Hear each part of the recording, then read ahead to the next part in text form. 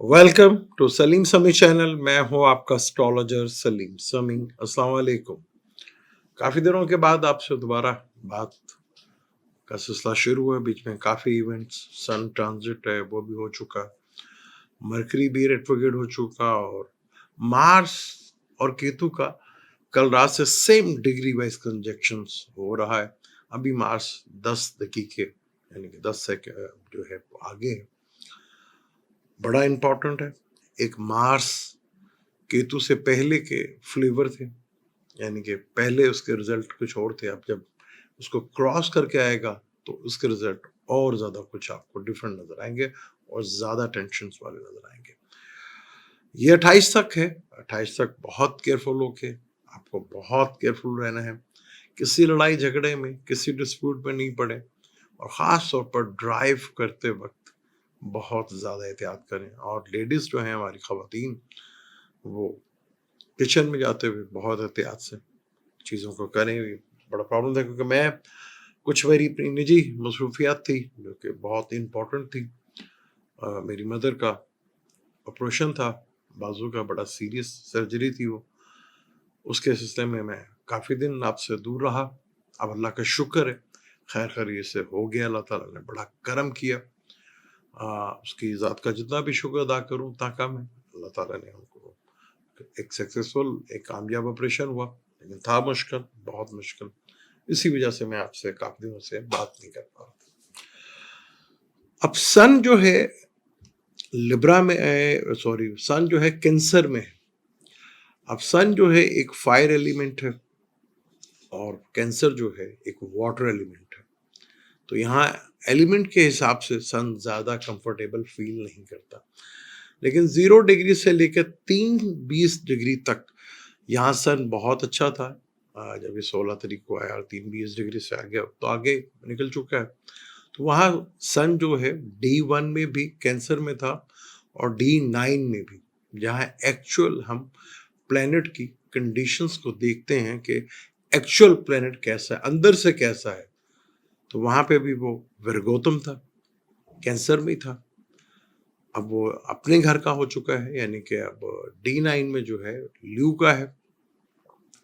और यहाँ पर जब ये 10 डिग्री को क्रॉस कर चुका होगा तो 13-20 डिग्री से लेकर 10 से लेकर 13-20 डिग्री तक जो है ये कैंसर लिब्रा में होगा, जो कि वहाँ जवाल होता है। यहाँ सन ज़्यादा अच्छा इसलिए भी, एक तो पिछले घर में इसके आस पड़ोस बहुत इंपॉर्टेंट होते हैं कि प्लेनेट के आस पड़ोस में कौन है। जहाँ से जुपिटर आ रहा है, बड़ा साथ और पॉजिटिव प्लेनेट था जुपिटर, उसके पीछे था, यानी जुपिटर उसके बैक पे था। कैसे करें, क्या तो आपने अक्सर सुनते होंगे कि जी यार उस बंदे की बैक पे कौन है, इसके पीठ पीछे कौन है, भाई ये जो आदमी है। इसी तरह आप कह सकते हैं सन के पीछे जो है वो जुपिटर है, जो कि इंतहाई पॉजिटिव प्लेनेट है। लेकिन सन जिस तरफ आगे बढ़ रहा है, जो उसका अपना घर है, वो है ल्यू, और वहां केतु बैठा हुआ है राहु के सामने ऑपोजिशन होगी। और सन तेजी के साथ अपने जवाल की तरफ भी बढ़ रहा है, क्योंकि सन जहाँ ल्यू से निकलेगा तो विर्गो के बाद लिब्रा में। तो जिनकी भी ट्रांजिट या दिशाएं चल रही हैं, तो जब कोई प्लैनेट अपने जवाल की तरफ बढ़ता है तो वो दिशाएं जो है थोड़ा सा तंग करती हैं, थोड़ा डिस्टर्ब करती हैं, काफ़ी प्रॉब्लमेटिक हो जाता है वो। अब सन यहाँ पर अपने घर में भी होगा, पर केतु राहु के साथ होगा, और सेक्टर्न उसके 8वें घर में होगा। विर्गो में मार्स होगा, वो भी ग्रह बेशक उसका दोस्त है, लेकिन एग्रेसिव प्लेनेट होगा। और सैटर्न उसके बिल्कुल जो कह लें कि ऑपोजिशन में है। तो ख़ास तौर पर ल्यू वालों के लिए, कैंसर वालों के लिए, पर इवन के तमाम प्लैनेट्स के लिए काफ़ी मुश्किल तरीन ये टाइम होगा। यहाँ ख़ास तौर पर बहुत एहतियात करें, बहुत ज़्यादा वॉक, जिम और स्विमिंग जितनी भी कर सकते हैं आप, जितनी भी कर सकते हैं। अक्सर लोग मुझसे गिला करते हैं कि मैं रेमेडी से बताता, ये मैं रेमेडी से बता रहा हूँ आपको, लेकिन आप रेमेडी समझते हैं कि जो कुछ पढ़ने को देते हैं, कुछ करने के लिए देते हैं। मार्स का ताल्लुक भाइयों से होता है, फौज पुलिस से होता है, तो भाई आप उनकी करें, अपने भाई की खिदमत करें, अपने भाई को अगर उसको जरूरत है उसकी सपोर्ट करें। सन जिसका ताल्लुक फादर से होता है, फादर को छोड़ के आप बाकी लोगों को इज्जत देते फिरेंगे तो वो सन आपको फेवर तो नहीं देगा, वो सन आपको कभी फेवर नहीं देगा। सन को स्ट्रॉन्ग करना है तो सबसे बड़ी रेमेडीज है सन राइजिंग के टाइम पर उठना, यानी फजर के टाइम के ऊपर उठना। इससे बड़ी सन की कोई रेमेडीज नहीं है, लेकिन आप कहाँ करेंगे? आपको तो चाहिए कोई पढ़ दें, कोई पढ़ने का दे दें, कोई फूकने के लिए दे दें। वो किसी ने कहा कि जी अमल, वो अमल से बन गया अमलियात, अमलियात तो 20 बन गए और वो गले में आ गए। करना था अमल, वो अमल से बन गए अमलियात, वो तो 20 बनकर गले में आ गए। तो सन यहाँ पर, अब सन जो है विर्गो में जब होगा तो डेफिनेट जवाल की तरफ होगा, चेंज ऑफ वेदर होगा, सारा कुछ होगा। वक्त से पहले सर्दी मैंने कहा आ सकती है, वायरस बहुत ज्यादा, क्योंकि सन जितना पीक के ऊपर होता है उतने ही जो है वायरस के ना फैलने के डर होता है, वो कम होते हैं खतरा। लेकिन अब सन भी इधर होगा, बारिशें बहुत ज्यादा हो रही हैं, क्योंकि पहले आपको बहुत दफा बता चुका हूँ। और मरकरी भी कैंसर में है जो कि वाटर एलिमेंट है, सैटर्न भी पाइसिस में है जो कि वाटर एलिमेंट है, दोनों रेट्रोगेड है। मरकरी भी रेट्रोगेड हो गया, मरकरी रेट्रोगेड हो गया मरकरी रेट्रोगेड 18 को हुआ है और 11 अगस्त तक रहेगा। ज्यादा प्रॉब्लमेटिक हो जाएगा जब ये कंबस्ट भी हो जाएगा।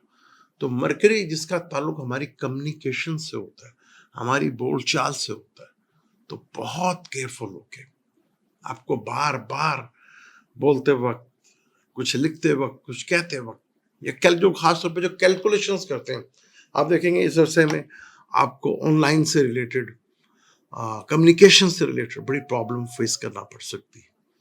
क्योंकि मरकरी भी जहाँ बैठा हुआ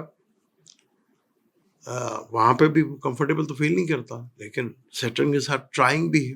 वैदिक से देखे तो सैटर्न और मरकरी ट्राइंग है, वैदिक हिसाब से पिछले घर का असर नहीं देता, लेकिन एस्ट्रोलॉजी काफी किस्म की होती है, उसमें मरकरी भी पिछले घर का असर देखे, जब पिछले घर का देखे तो जमनाए बनता है। इसी तरह सैटर्न भी पिछले घर की तरफ देखेगा तो उधर उसका अपना घर एक्वेरियस बनता है। तो 12 ज़ोडिएक वालों के लिए काफी कुछ चीजें सन का ट्रांजिट में जरूर बताता है, लेकिन काफी डिले हो चुके हैं। किसी और टॉपिक के ऊपर इंशाल्लाह ताला डिटेल के साथ बात करेंगे। लेकिन यहाँ सन कैंसर में आया है और मैक्सिमम ये पाइसिस तक जाएगा, D9 में, लिब्रा में आ जाएगा थोड़े से में, तो वो जवाल का होता है, वहां सन जरा नीच का होगा। फिर सन आगे कुछ ज्यादा अच्छा नहीं है, क्योंकि जब पहले मार्स ऑपरेशंस करेगा, फिर पीछे सन आएगा, फिर सारे प्लैनेट बारी बारी सैटर्न के साथ ऑपरेशन में जाते चलेंगे।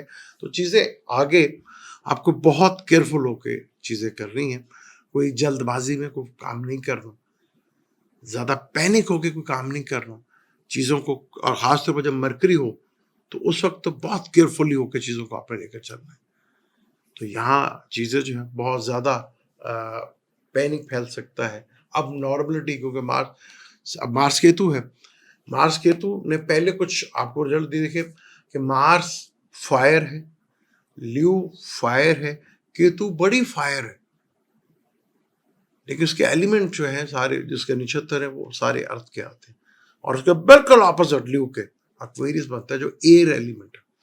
अगर रिसर्च करें तो कोई 30 से ज्यादा या 28 से ज्यादा जो है एयर क्रैश हुए, जो मशहूर है, चांदी आपको देखने को मिले होंगे, बिल्कुल ऑपोजिट एयर साइन में, यानी एक्वेरियस का पूरा असर देखने को मिला हमें। सैटर्न खुद एयर है, आगे वाटर एलिमेंट के तरफ तेजी के साथ चीजें जो है वो चीजें होती हुई नजर आएंगी। पानी के हालात आपके सामने, यहाँ पर ज्यादातर मेजोरिटी में, क्योंकि सन केतु के साथ जाएगा और सन 12 ज़ोडिएक का किसी न किसी का, तो किसी का पहला घर है, किसी का दूसरा घर है, किसी का तीसरा घर है, किसी का चौथा घर है, किसी का 5वां, किसी का 6ठा, किसी का 7वां, किसी का 9वां, किसी का 10वां, 11वां और 12वां।